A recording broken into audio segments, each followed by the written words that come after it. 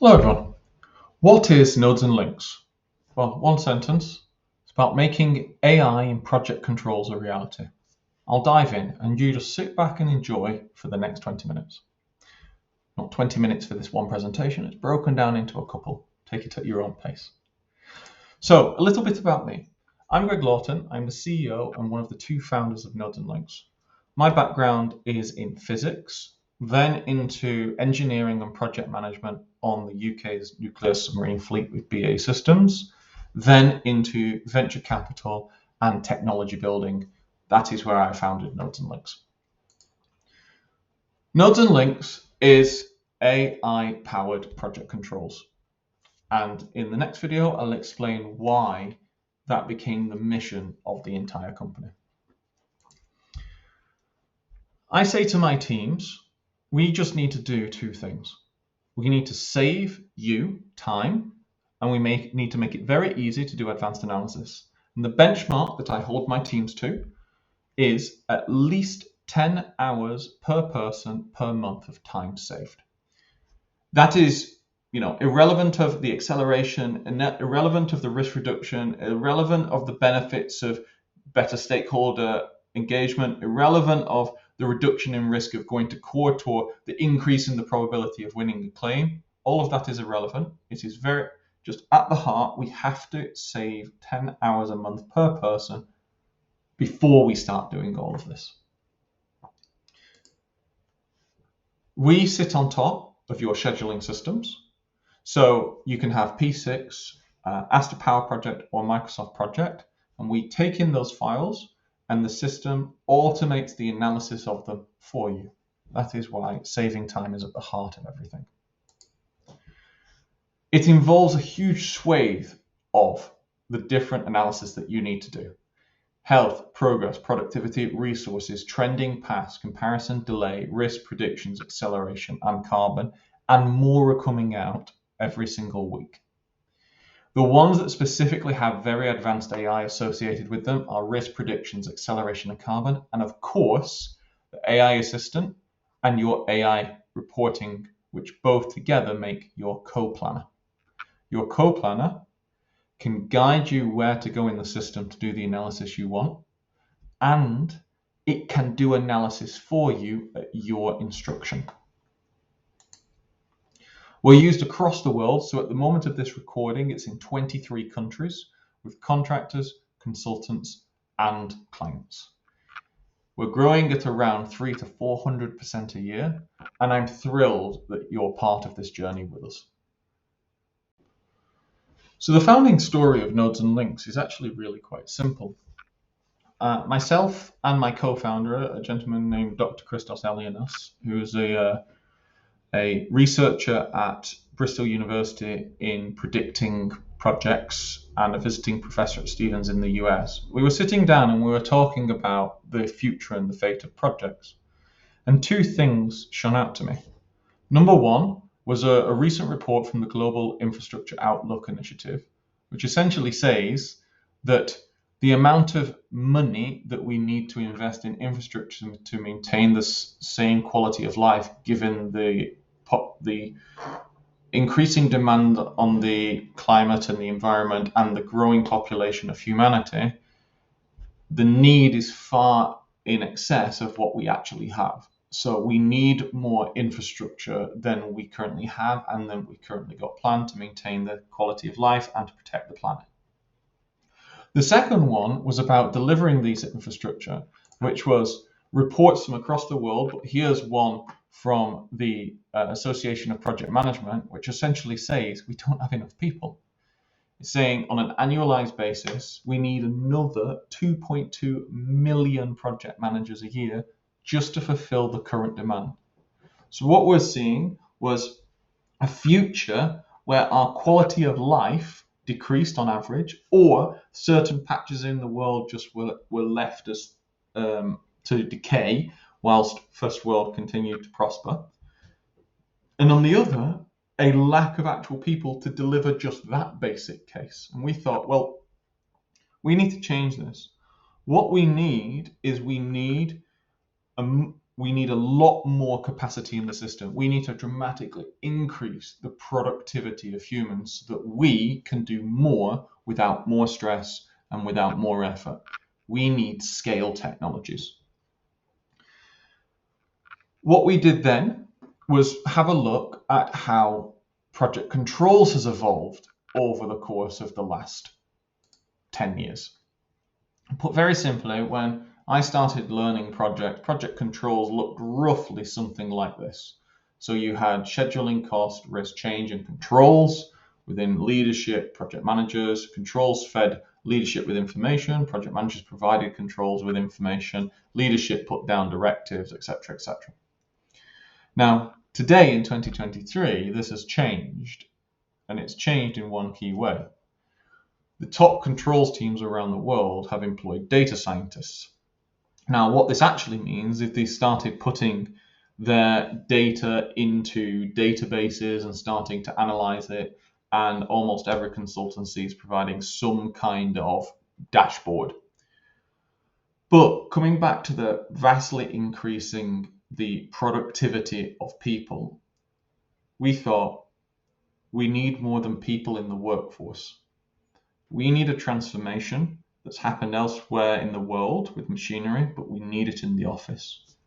We need every single one of these people to have an AI assistant. We can vastly increase the productivity of people by giving people workforces to work for them. And that was the goal that we set out to do. We thought by vastly increasing the workforce that was working for humans, we could make up that gap. It would lower the cost of delivering projects so we could get closer to the investment trend that we needed. Now, we weren't the only ones thinking this. There's a number of research articles, especially in 2023, that's come out, essentially saying that the future of project management is artificial intelligence in some way. Now, we have some very, very strong morals and beliefs on how the future of project management becomes AI, which you can watch in a video later in this series. But the fundamental thing is this, is that it is absolutely inevitable. And it's inevitable because of the demand there is in the world for more infrastructure. People aren't going to accept not having running water and accept not having electricity because of standing on principle about their beliefs in AI. They're going to demand those things with moral standing alongside AI. So, with all of that, we set out half a decade ago to do one simple thing.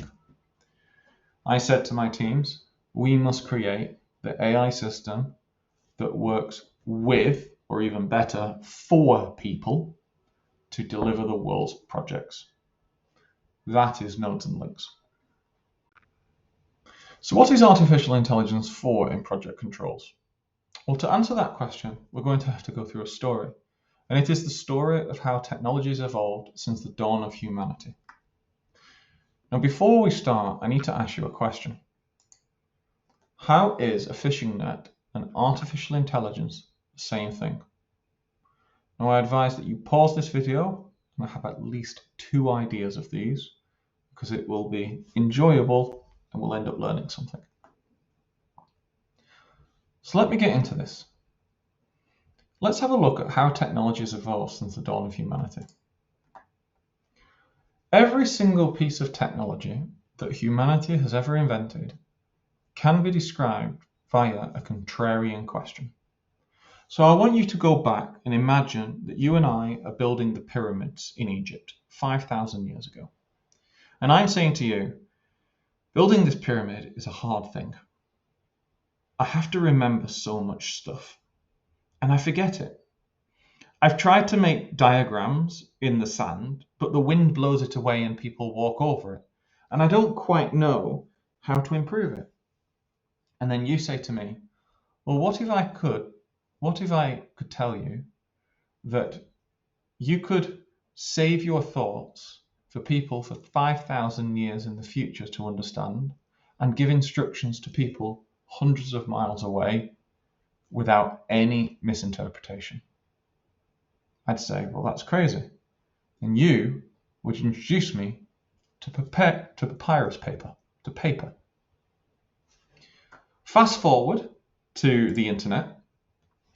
What if we could send and communicate instantly between people and machines across the world? And now to artificial intelligence. What if I didn't have to do all of the thinking? Now we could go even further and say, well, having machines automatically create assets for us, what if we didn't have to construct the walls ourselves? We're getting into robotics there, but you see the point. All of these can be described as a contrarian question that people would have asked before the technology became commonplace. And all of these are progression of automation. So let's dive down deeper into that. What is automation? Well, automation is about scaling the productivity of humanity. With a fishing net, I can catch more fish in an hour than you can with your bare hands. With an engine in a car, I can travel further and with heavier loads than you can on your feet carrying things on your back. With artificial intelligence, I can create more thought work in an hour than you can with a pen or a keyboard. You take a human and you scale the output of that human with technology. And every single piece of technology you have in your home life or your work life does this. So how are these two the same? Well, they scale the productivity of humanity. They scale the productivity of me or you. It's just that they scale it in different ways. A fishing net scales muscle. AI scales mind. In the past, the Industrial Revolution has given us a number of technologies for scaling muscle. We wouldn't think of carrying all the concrete from the concrete factory to a construction site without using a truck. That is standard practice. What if I didn't have to carry the concrete? But we're at the dawn now of having automation of the mind. What if I didn't have to do all the analysis? What if I didn't have to do all the planning? What if I didn't have to write all of the reports? That is the era that we've just entered. Now, what does this do? Well, all technology fundamentally does more things. On one side of a graph, you've got people, and you've got more or less or the same. And on the other side, you've got work. You've got more or less or the same, or better or worse, etc. Now, what technology does is we can take the same people and produce better work. So think here, there's a software program called GitHub, and Microsoft released GitHub Copilot a couple of years ago, where an individual could just say, I want code that does this, and it would draft the first line of code. Then a person would go in and check it. That was significantly more productive than people writing it from scratch. We've got the same people, more work, which is the concrete example and the fishing net example. We've got more people, less expertise. This is Uber. Before Uber, to be a taxi driver in London, you had to pass the taxi driver's test. Now, all you have to do is download an app and Google Maps tells you where to go. And we have less people for the same work. This is farming. So if we go back 300 years ago, the vast number of people in the US and UK populations were farmers. Now it's less than 5%. Every single change just leads to better unit economics. For every pound or dollar we spend in terms of people's time or technology, we get more pounds or dollars out after the technology than we do before. Which comes down to the fundamental reason of why is this absolutely inevitable in project controls? Because of money. The average salary in the UK, US, and Australia, I've got UK and Australia here. If you can get significantly more work for a slight increase in pay, which you will have because of the increased skill set in planning and controls, you will do that as a company. And because, like in the last video, We're 2.2 million project managers a year down on overall demand. There is more demand than there is supply, so supply can flex to equal demand. That is why artificial intelligence and project controls is absolutely inevitable. How do we think about AI design at nodes and links? Now, I'm not talking here about how we think about coding in terms of X comes before Y or Y becomes before X. What I'm thinking about here is how do we actually think about AI design for you? How do we decide what to build and what not to build? And not is the most crucial question. And the answer to that comes with an understanding of what a role is. So this is the framework pretty much of every single role in humanity. Now, I've just taken this as an example. It's a role profile of the evolution of a scheduler from a graduate or a trainee to an individual contributor to a manager to a strategic leader, where you'd be looking at things like policy across the organization, training and hiring, etc. And what characterizes every single role that I've ever seen is that every role is a collection of responsibilities. You hire someone to be responsible for something. Responsibilities are delivered via workflows. So for example, if you have the responsibility for monthly reporting, you will have a workflow where you collect data, analyze data, create report, have it checked and verified, send report out, maybe give a presentation. That is a workflow. And workflows are comprised of tasks. And it is at the task level that technology automates. This is that flow. Artificial intelligence is just another technology. It is a new tool that we have. Before we had lots and lots of tools that could automate our muscles. Now we have tools that can automate the mind. And yes, things like keyboards, etc., are actually partially ways of automating muscle because they automate you having to write to you having to type, etc. Now, if something's typing for you, that is automation of the mind. Now, what we do here is look at all of the workflows, all of the tasks, and we figure out where it is beneficial for artificial intelligence to come in and beneficial to you. How does it save you time, give you a better answer, or make you look better? Those are essentially the three criteria. And I'll give an example of this. So a quantitative schedule risk analysis. Some of you might not be familiar with this, but it's generally the process of how you do a risk analysis on a schedule. The process is like this.